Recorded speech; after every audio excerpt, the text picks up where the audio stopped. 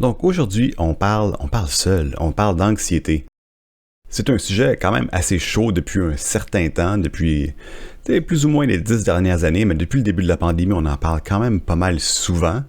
La pandémie a bien sûr causé beaucoup d'anxiété chez beaucoup de gens, qui n'en avaient peut-être pas nécessairement au préalable. On va voir un peu pourquoi, on va en parler un peu plus tard dans l'émission, j'imagine. Mais l'anxiété, c'est quoi exactement? C'est en fait assez difficile à décrire parce que ça semble évident quand on le vit, parce que c'est un sentiment corporel, comme assez viscéral. On sait que c'est un stress parce qu'on le vit. On sent comme une certaine nervosité au sein de soi-même. Mais c'est quoi exactement? Mais d'après ce que j'ai lu, c'est que c'est un état psychologique qui se distingue de la peur spécifiquement parce que ça se trouve, contrairement à la peur où on est dans une situation épeurante, admettons, confronté à un animal sauvage comme un ours. On va en parler plus tard des ours invisibles surtout. Mais contrairement à une situation où on a de la peur, ben, l'état psychologique de l'anxiété, ça se retrouve dans un état d'anticipation. Un état d'anticipation négatif.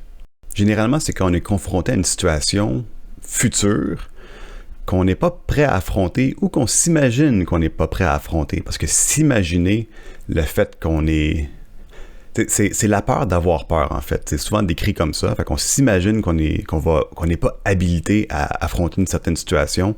Donc ça nous cause un stress anticipatoire. Plus souvent qu'autrement, il va y avoir un événement déclencheur qui va déclencher ce qu'on appelle l'anxiété. Et cet événement déclencheur-là va faire en sorte qu'on va se mettre à penser, à réfléchir beaucoup, puis avoir comme une enfilade de pensées dans notre tête qui va être très lourde, une charge psychologique très difficile à soutenir. Souvent, les gens utilisent l'image du petit hamster qui tourne dans la tête parce que tu n'arrêtes pas de tourner, tu n'arrêtes pas de penser. Et ça cause du stress anticipatoire. Parce que la manière dont moi je le vis généralement, c'est que tu n'es pas capable de résoudre dans ta tête tous les éléments possibles d'une situation donnée. En tout cas, c'est comme ça que moi je le vis, c'est pas pareil pour exactement tout le monde. Mais une affaire à retenir aussi, c'est que c'est pas quelque chose qui est nécessairement perceptible. C'est souvent en dessous du seuil de perception.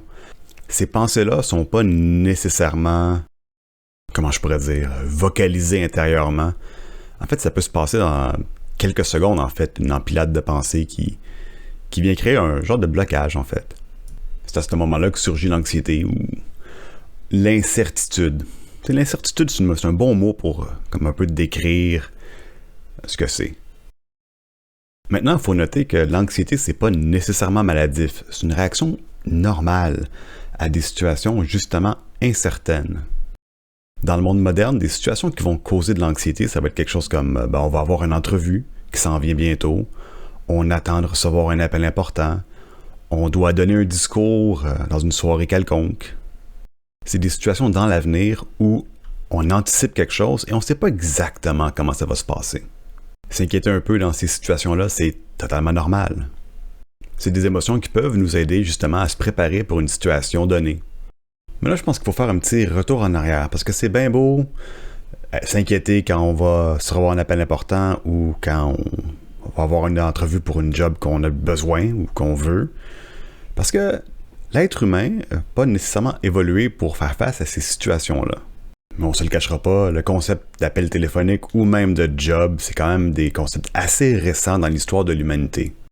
C'est pas des choses que nos ancêtres avaient à faire face. Je lisais un article sur Internet qui parlait d'anxiété en préparation, j'ai le même ouvert devant moi présentement.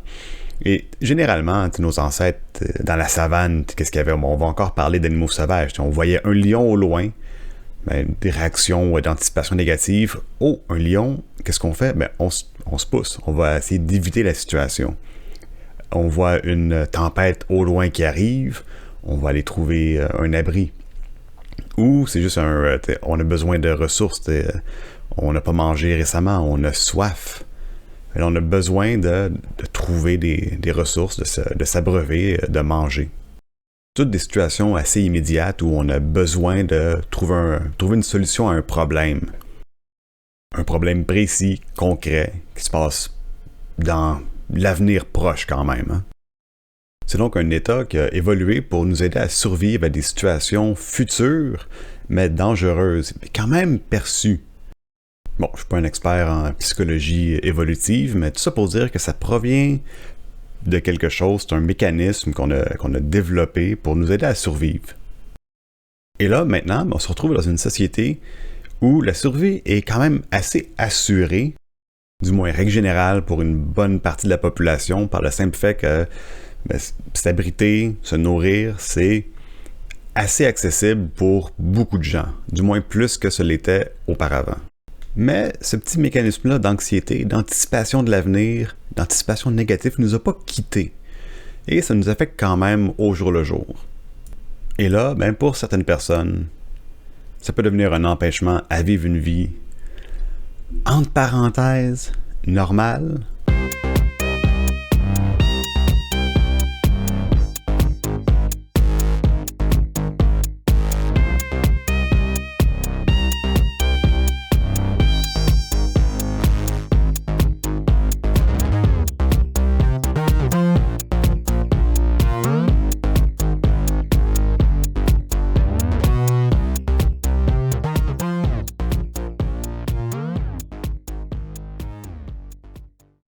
Donc, avant la pause, j'ai dit quelque chose comme l'anxiété, ça devient un problème quand t'es pas capable d'avoir une vie normale, une existence normale, quelque chose de normatif.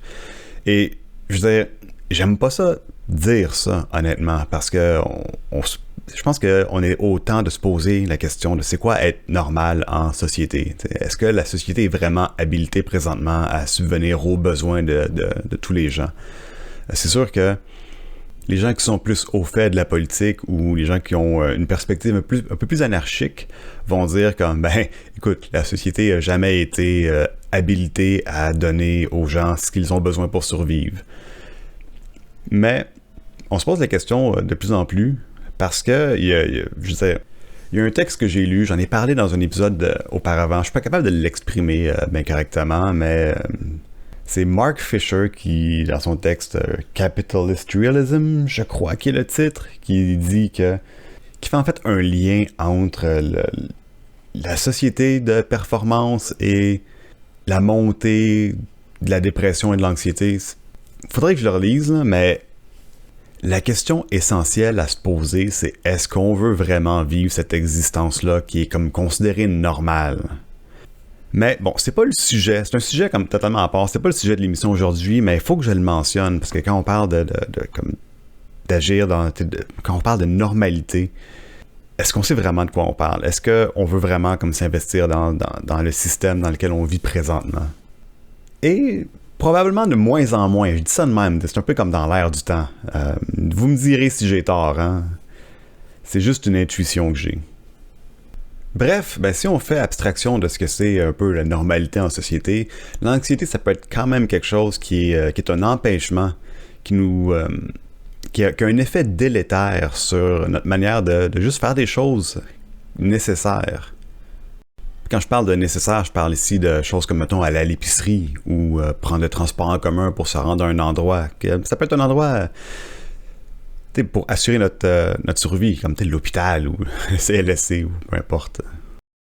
Donc, quand une anxiété devient un empêchement, on dit que ça devient pathologique, ça devient un trouble anxieux. Puis il y a plusieurs manières de décrire ces troubles anxieux. Au fait, il y a plusieurs types de troubles anxieux. On va faire un survol quand même rapide de certains de ces troubles-là. Si vous vous reconnaissez dans certains, on va décrire un peu plus tard pas nécessairement des manières je suis pas habilité à vous dire comment régler ces problèmes-là, mais il y a des ressources qu'on peut utiliser pour du moins nous aider à surmonter ces problèmes-là. Un des troubles anxieux qui est quand même assez traumatisant à vivre, c'est une attaque de panique. Ça arrive de faire des attaques de panique sans que ça devienne quelque chose de commun ou de récurrent. Il y a une personne sur 10 qui a déjà vécu une attaque de panique, c'est quand même beaucoup. Mais il y a 3 à 4% de la population qui souffre du trouble de panique, parce que c'est quelque chose qui est récurrent.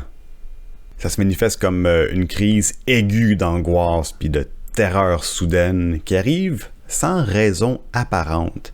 Les symptômes principaux d'une attaque de panique, généralement, c'est des palpitations, un rythme cardiaque accéléré, les douleurs thoraciques, tremblements, contractions musculaires, frissons, transpiration, étourdissement, vertige, voile devant les yeux, être dans la brume un peu, faiblesse musculaire, nausées, etc., etc.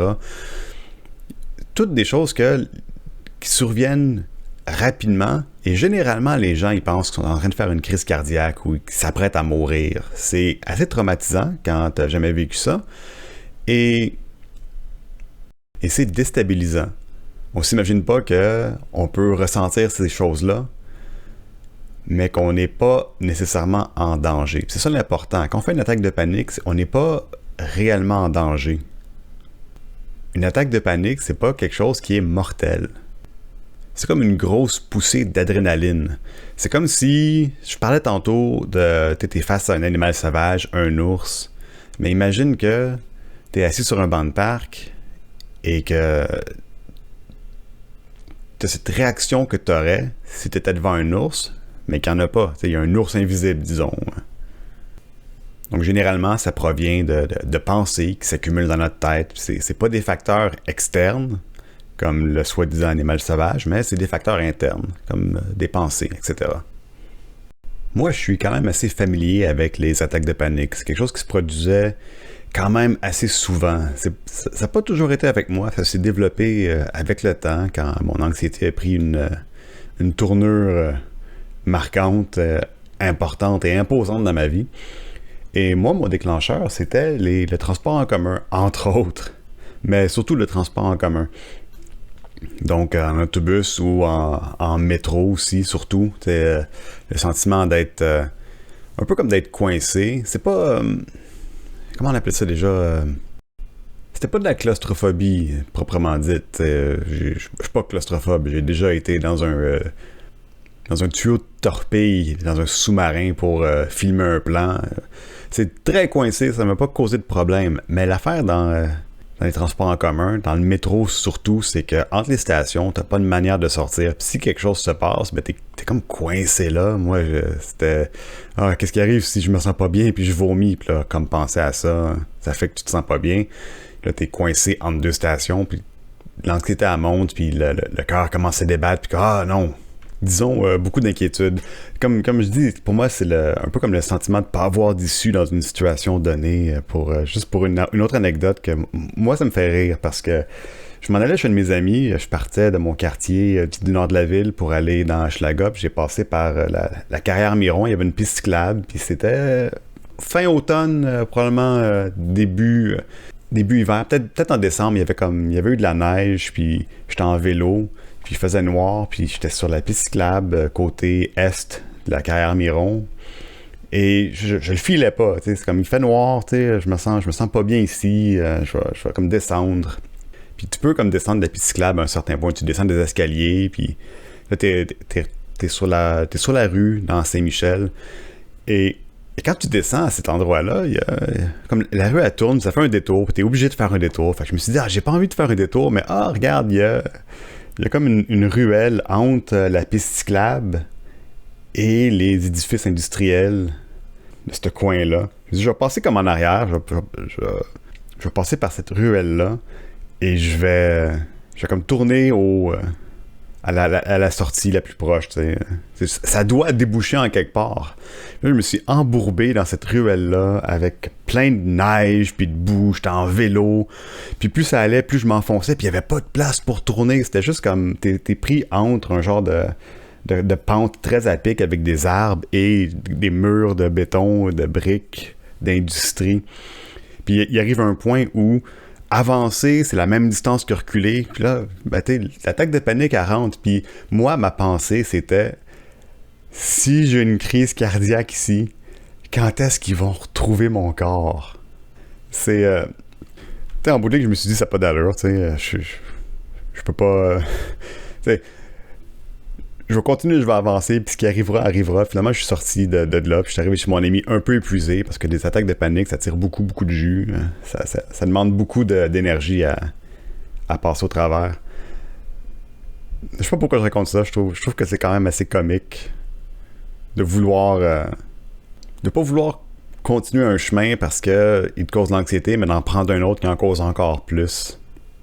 En tout cas, quand tu commences à faire des crises d'anxiété, ben les situations, tu t'identifies quand même assez rapidement les situations qui t'en causent, et ce que tu fais essentiellement, c'est que tu as tendance à les éviter. C'est le même un peu aussi avec toutes les formes d'anxiété quand ça devient un peu pathologique, c'est que c'est très déplaisant comme sensation, alors tu fais tout ce que tu peux pour pas être confronté à ces situations-là. Donc, tu fais de l'évitement. C'est ça. Tu vas pas à l'épicerie, tu prends pas le transport en commun, tu bouges moins, tu vas voir moins tes amis, etc.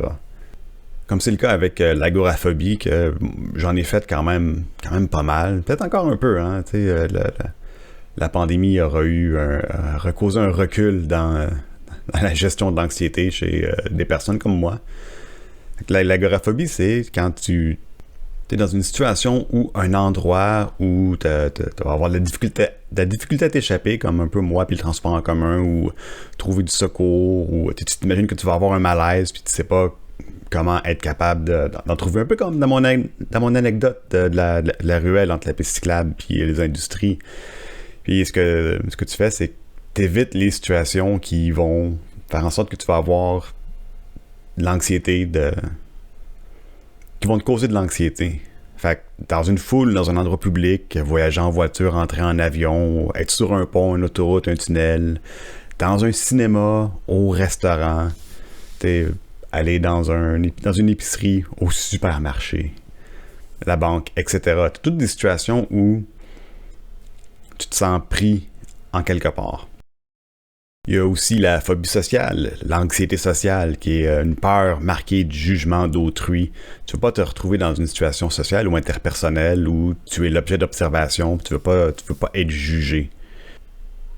La phobie sociale, ça peut causer le décrochage scolaire, une vie sociale limitée, la souffrance psychologique, la difficulté à travailler à l'extérieur, et ainsi de suite.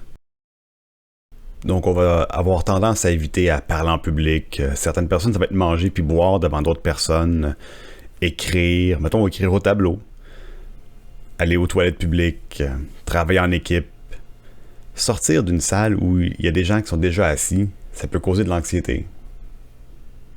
Donc, c'est des situations qu'on va avoir tendance à vouloir éviter si on fait ce type-là d'anxiété. Il y a plusieurs autres types d'anxiété qu'on pourrait comme s'éterniser longuement à en parler. On n'a pas exactement le temps aujourd'hui à Épistémia, mais il y a des troubles obsessifs compulsifs, il y a des réactions de stress post-traumatique, l'anxiété de performance, l'anxiété de séparation.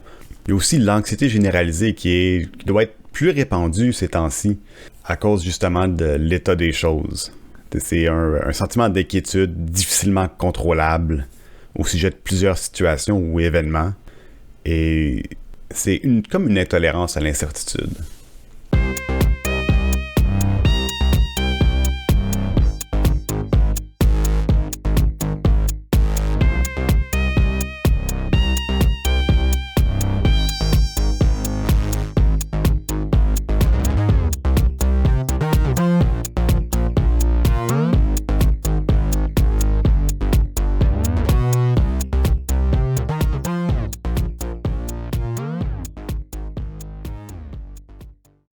Donc, on a expliqué un peu c'est quoi l'anxiété, ça provient de où, c'est quoi, comment ça fonctionne, et on a donné une couple d'exemples types, certains personnels.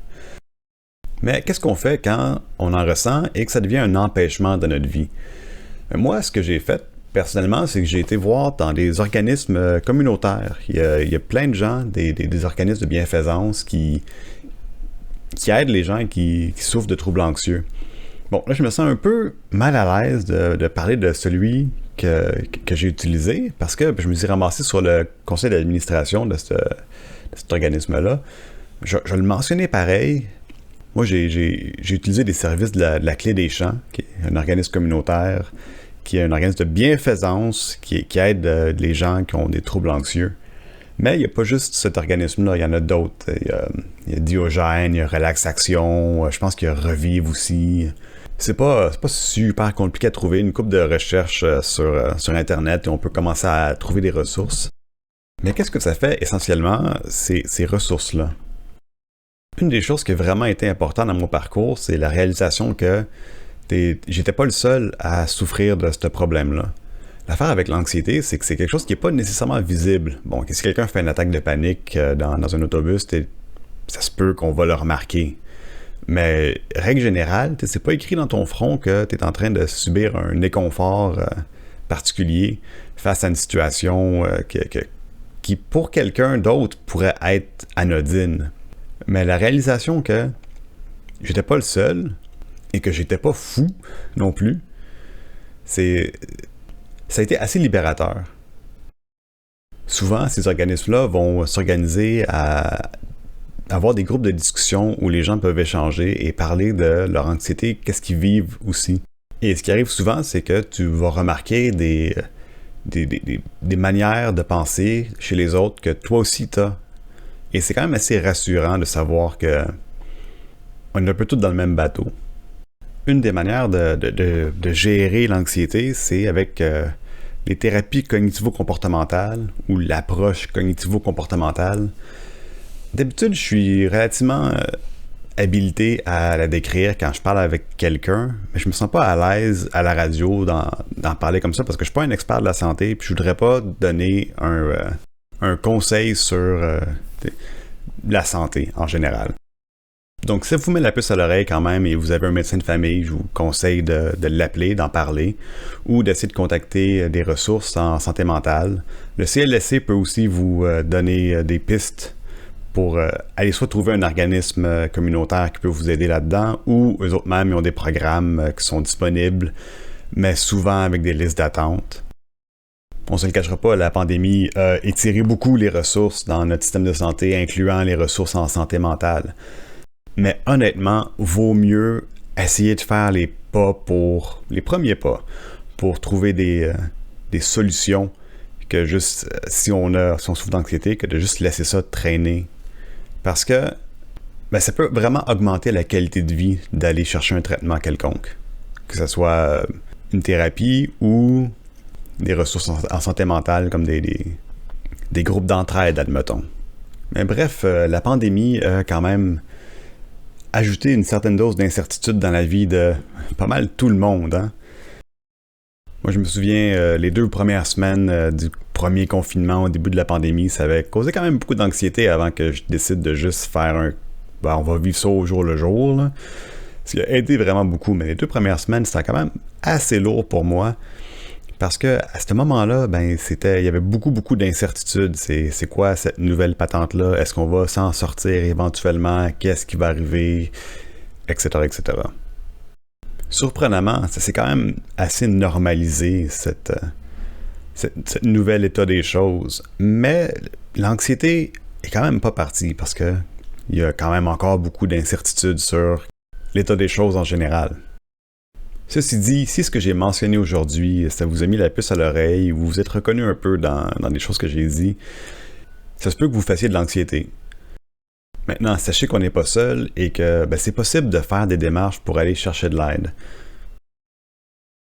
Bon, j'aimerais ça vous offrir une plus grande solution immédiate à ça. Malheureusement, je suis quand même pas habilité à faire ça, puis je ne suis pas un professionnel de la santé.